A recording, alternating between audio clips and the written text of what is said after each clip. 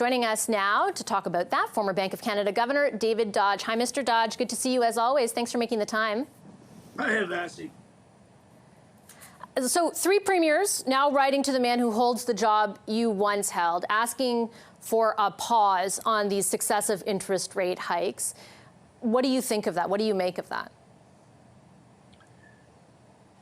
Well, first, let me say that the bank talks to governments, to premiers, to prime minister, and particularly the minister of finance all the time. And so discussion between the political side and the bank in order to try to do the best for the economy is ongoing. So it's not surprising at all that premiers talk to the bank. They can do that by just picking up the phone, and that is the useful way to do it. So it's a bit of grandstanding, but the discussion that the premiers are raising is exactly the difficult issue the bank is working with. Have we gone far enough to deal with the inflationary pressures so that now is the time to stop and at some point, hopefully, to get rates down? In your estimation, based on the data that's available right now, is it your sense that likely the rate will hold and the next move, whenever it does happen, will be downward rather than upward? Well, Vassy, in real terms, whether the bank rate is at 5, 5.25, or 4 3/4 really doesn't matter very much.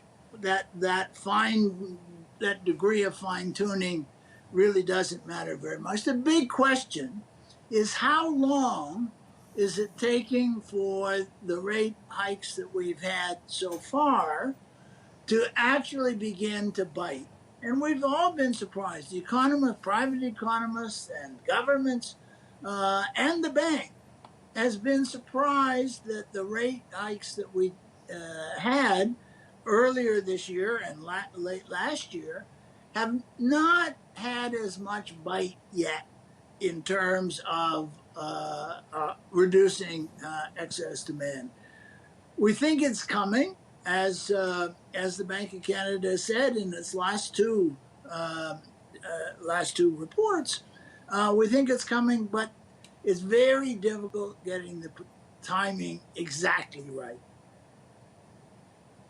So let me ask you then in a more near-term context, because last week there was new data out for the second quarter of the GDP that showed a decrease in consumer spending and an increase in savings was contributing to much slower growth than anticipated. Do you think that's enough for the bank to hold the line tomorrow?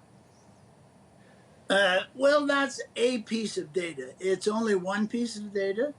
And I'm not sure that it ended being quite as different as the press has made it out to be, because much of the difference from the previous quarter was due to net exports, over which the bank has no control at all. So I don't think that any single piece of evidence, they watch wages, they watch attitudes, they watch expectations, all of those things. But as Governor Macklem has said, we are at about the level we think is what is needed, and we expect that it will begin to bite as we move through the second half, are moving through the second half of this year and into the first half of next year. And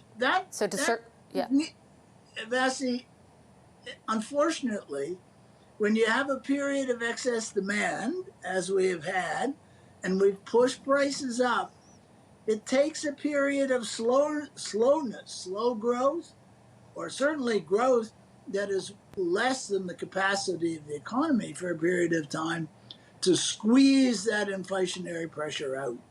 And it's in all of our interest that be done.